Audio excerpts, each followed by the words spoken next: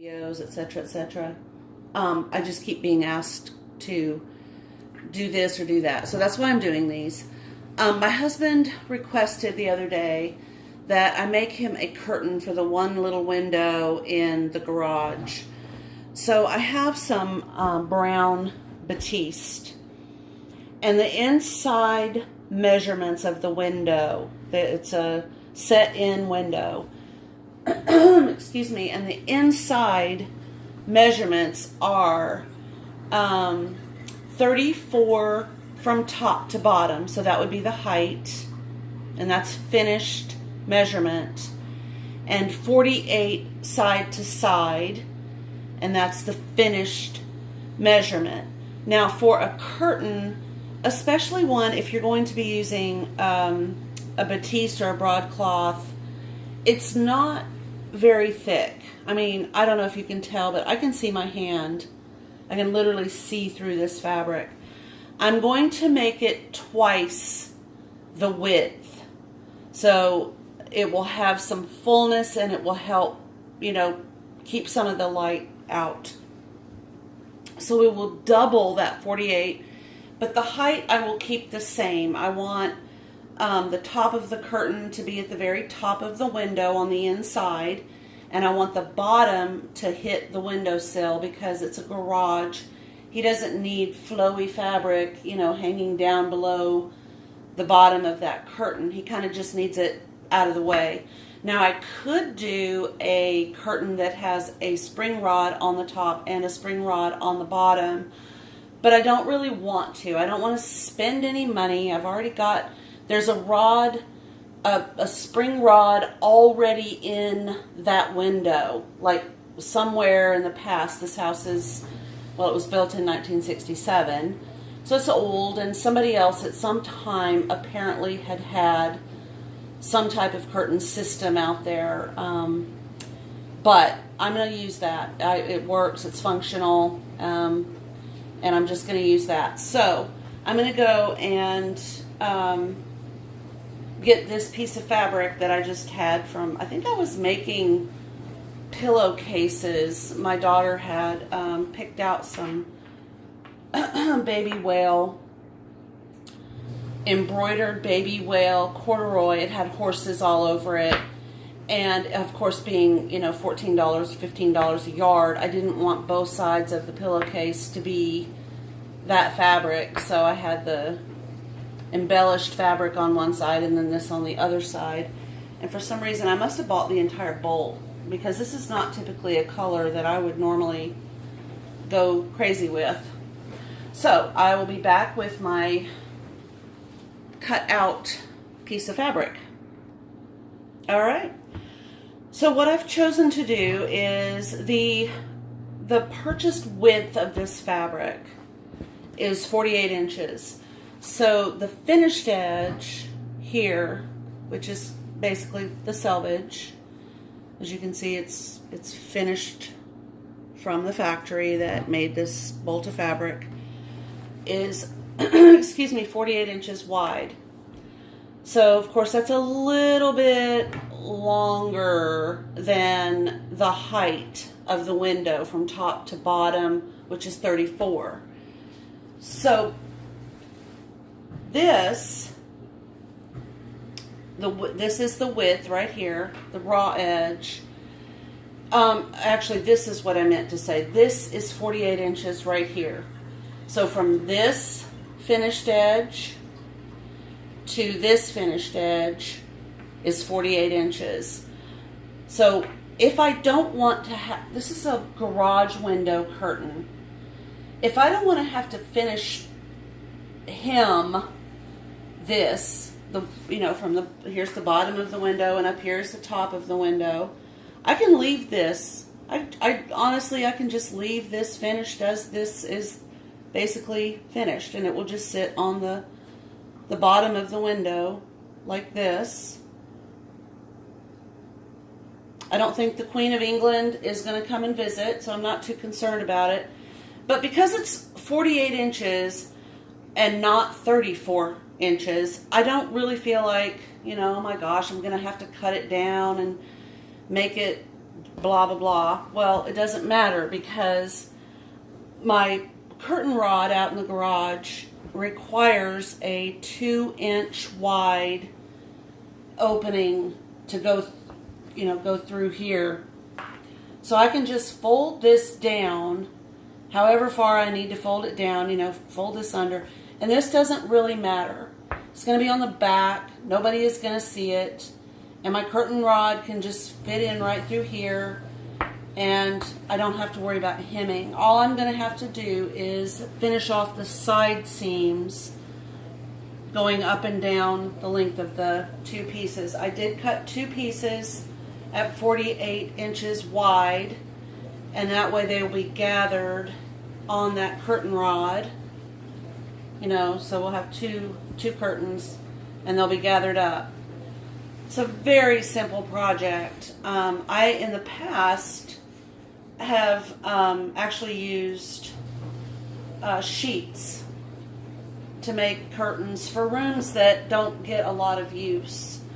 I've also used sheets to make shower curtain, the outer part of a shower curtain, because you can take the top part where the sheet is, folded over a couple times and just make buttonholes in that to accommodate the hooks for the shower curtain. And that makes a really fun, quick project if you just feel like sewing something.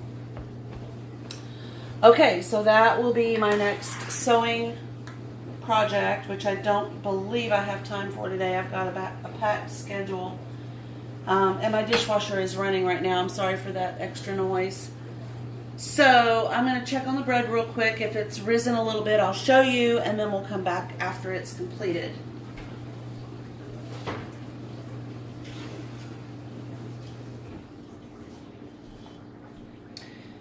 Okay, so it has risen. I know you can't tell in this bowl. It's risen about an eighth, a little bit more than 1/4 of an inch. And it's a nice warm bowl. It's not hot. It's just barely warm to the touch.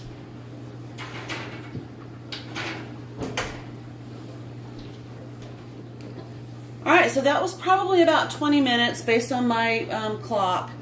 It needs at least another 25 to 30 minutes. So I'll come back in about that amount of time and we'll see what's happening. Alrighty. So I took the bread dough out of the oven, and when I was walking across the kitchen, I bumped the bowl, which caused it to fall, which is basically the same thing as pushing it with your hand. So you didn't get to see it was up to here, so another 2 inches. Oh, well, I'm oddly listening to O Fortuna, Carmen Burana, O Fates. Naturally, isn't that funny? Alright, so we're going to remove our little dough from the bowl. And as you can see, we've got the oil on there, so it's not going to be sticky. And I'm going to get my bread loaf pan.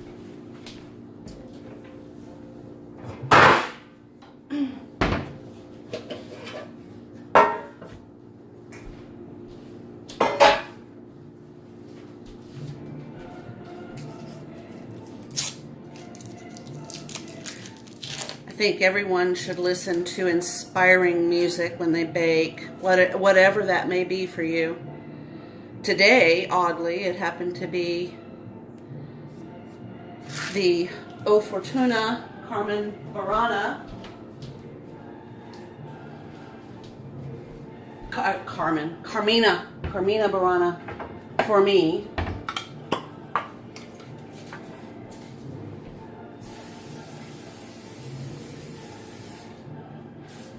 I love the English translation of that poem. It fits so well with my life.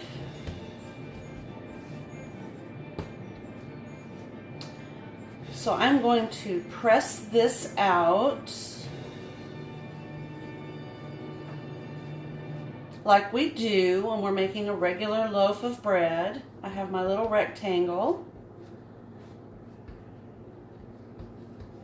and I'll go this way. I'm going to fold over one edge, one short edge, and kind of press it. And then I'm going to roll over on top of that. I'm trying to keep it tight, but no stress. And roll over. Kind of keep it tight.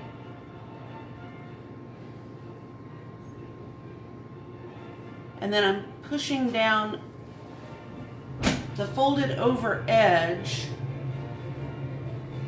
to meet the rest of the dough here.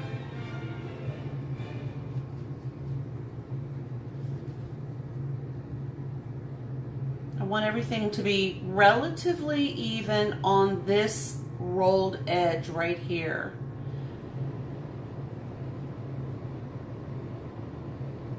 And as I said earlier, in the process of making this, you will notice this dough is not at all like a regular hearth bread type of dough. It's very soft, it's very light.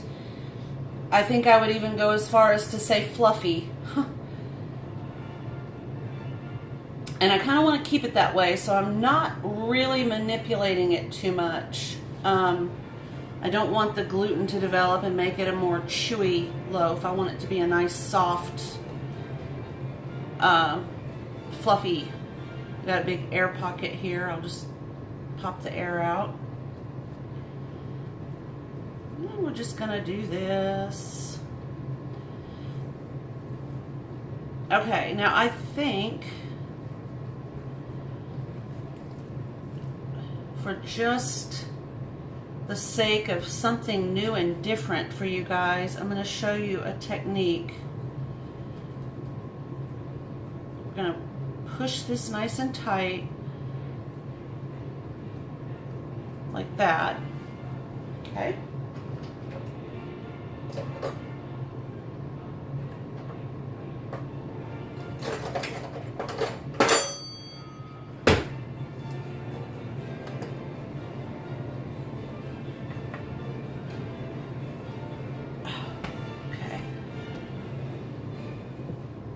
This music has inspired me to be very brave. All right, so I'm going to take this knife and I'm going to cut without pulling. I'm just going to kind of press.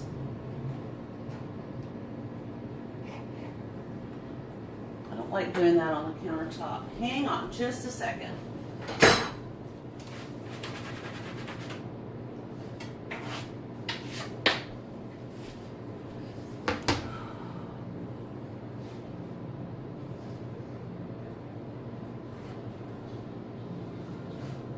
Okay. Now I don't mind cutting on my cutting board. 1,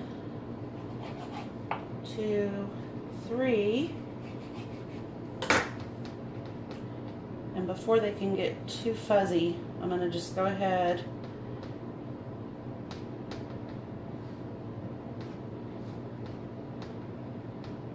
and do some quick braiding. Okay. And we'll just fold that over the top and pinch it down. Now it's going to kind of mush and change shape a little bit as it's cooking. And you can do that. This is a lot easier to do with a regular bread dough. I just wanted to try it today, just to be fun, have something new and different. But this dough is so soft that, as you can see, it's a little bit harder to do that. Very sticky and soft and gooey.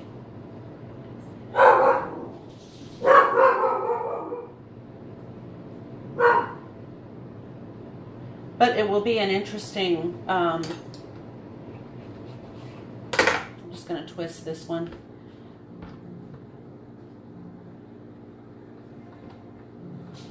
we'll just see what that looks like when it comes out. An interesting top. Now you're just going to carefully lift it up and put it into your bread pan so that you have something that looks like this. And it needs to rise again. And on this rise, you're probably going to have your bread dough coming up out of the top of your pan. It may, before it's even cooked, it may be way up here. That's absolutely fine. You kind of want that.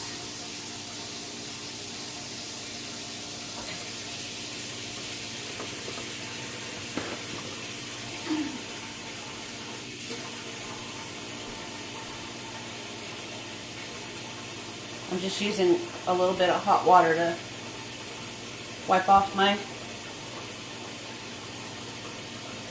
countertop and get that oil from the bread dough wiped off. Alright, now what we need to do is take the clean towel that we use to allow our bread dough to rise in the oven and cover up our loaf and put it back in the oven. I have not reheated up the oven again. It's still retained some of the heat from earlier. I'm going to let this rise. Now I will check on it off and on. I don't want it to rise up too much. That's going to be a lot of air in there. But probably about 30-35 minutes. It's going to depend on your atmosphere. Are you in a cold, dry, cold house or dwelling, or are you in a warm environment where you don't even really need to heat things up? That will determine how quickly your bread dough is going to rise. So for the first loaf, I would just kind of keep checking it every 10 minutes and see where it is. And once it gets about even with the top of your pan, take it out of the oven and preheat your oven to 370 or 375. For my oven, it will always be 370. And we're going to discuss baking it when I come back. So I wanted to show this recipe. It's one that I am going to be doing a video on. It's one of my favorite gifts to give. My mom called it Bishop's bread, and I think there actually is a historical Bishop's bread. This is probably not it. But these are the ingredients that you will need. And when I have my own bread recipes, I know I'm going to need way more than 2 cups of flour. So I just put a little plus there. I would say probably around the range of about 5 cups, maybe 6. This does make 2 loaves. And so this does bake at 375, and it's more of a dessert type of bread.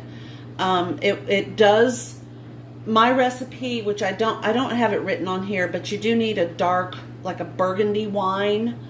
It doesn't go in the bread, it goes on the bread after it's baked, and that's part of the cooling process. Anyway, so if you want to make this with me, I know these are probably not ingredients that most people have just in their house. So we will need the AP flour. We do need the regular 2 1/4 teaspoons of active dry yeast with 1/4 cup of 110 degree water, which obviously we would have. We're going to need 2 cups of scalded milk, and that can actually be the vegan coconut milk. I don't bake with almond milk. You could try it. It might actually be very nice with a Bishop's bread. I don't know. I'm going to use the coconut milk. And then you're going to need a 1/2 cup of white sugar, and then 1/8 cup of chopped dried dates.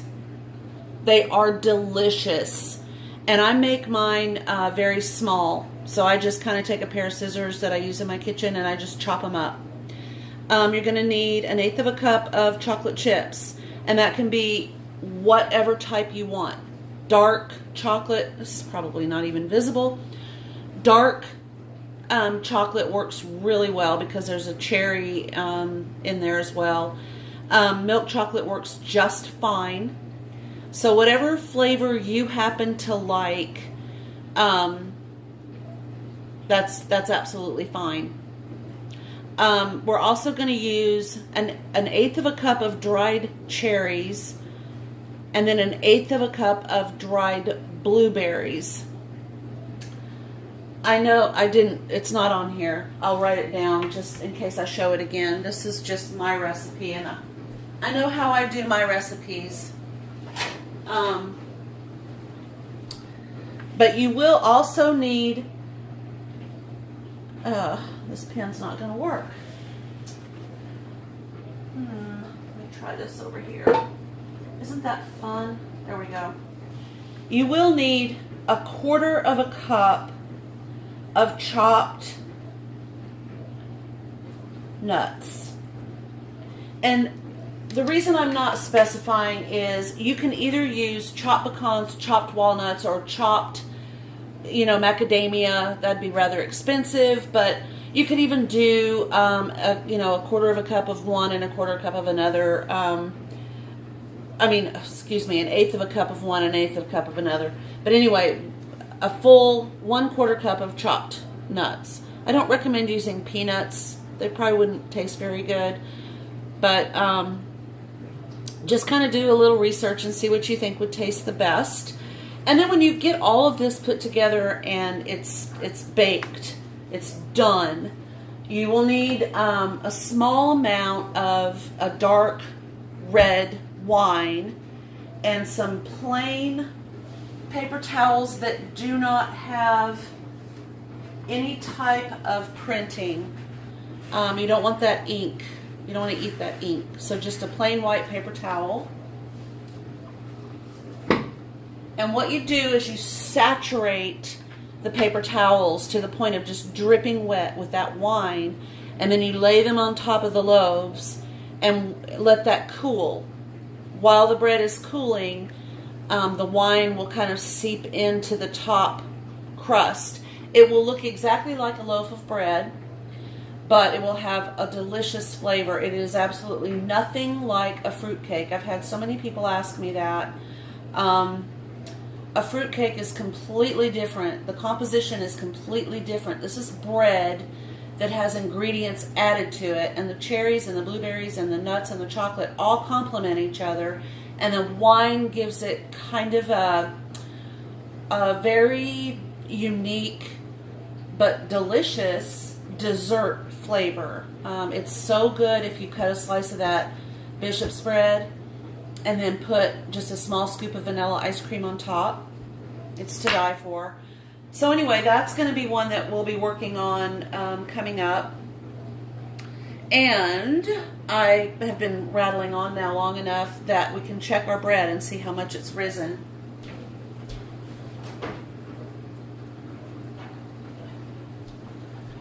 I think you'll be very surprised. We are almost at the top. So I'm going to let this sit out. I don't know if you can see that, but it has risen quite a bit. I'm going to keep it covered up, and I'm going to preheat my oven to 370.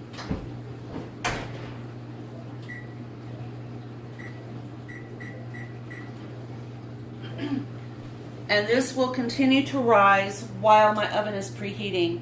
It is going to, I predict, be another good maybe inch up out of the top of the pan.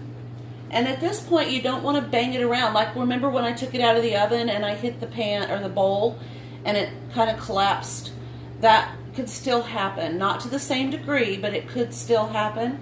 So at this point, we kind of need to handle it with care, getting it into the oven to bake. It's a really light, fluffy, awesome bread. It will handle and bake and taste very different from a regular loaf of white, homemade light, white or hearth bread. All right, we'll be back in a few. Okay, so the bread, as you can see, has risen up above the edge of the loaf pan. I'm going to pop this in the oven, and I'm going to let it bake at 370 degrees for about 30 minutes, and then I'll come back and check it to make sure that it's done or not overcooking.